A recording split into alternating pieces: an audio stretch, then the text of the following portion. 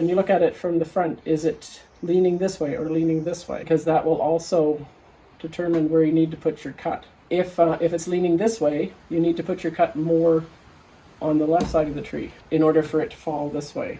And then you need to go to the side and you need to see, is it leaning backwards, is it leaning forwards? Once you decide where you're cutting, you need to clear the path behind you. Then to look up and make sure nothing also hanging, like a branch that fell off another tree. There are 3 cuts you can make on the front for wedges.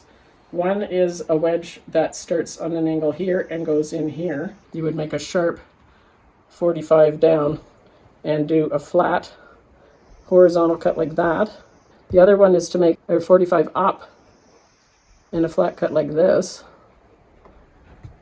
That kind of cut, or they mostly recommend this one, which is a 70-degree cut. So you have your direction you're going to follow the tree, and you go to a 90 degrees to that, and you stand back behind the saw and you sight it in the direction that you're going to fell the tree, and you start your cut and you start cutting down at 70 degrees, and then once your blade is all the way in, you stand to the side and you continue your cut until you're 80% across the tree. So you got 10% on this side that's not cut and 10% on this side that's not cut.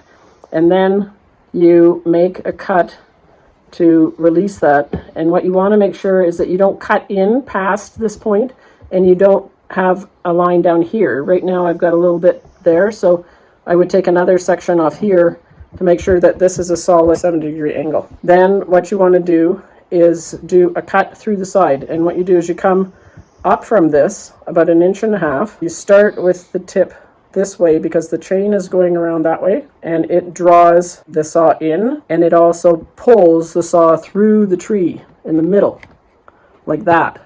You only cut through to the back till you leave 1.5 inches, not including the bark, so it could be closer to 2 inches. So then you have this open slot in the middle of the tree, which you can put a wedge into if you're concerned about it leaning one way or the other way. It also keeps your saw from binding when you come in from the back.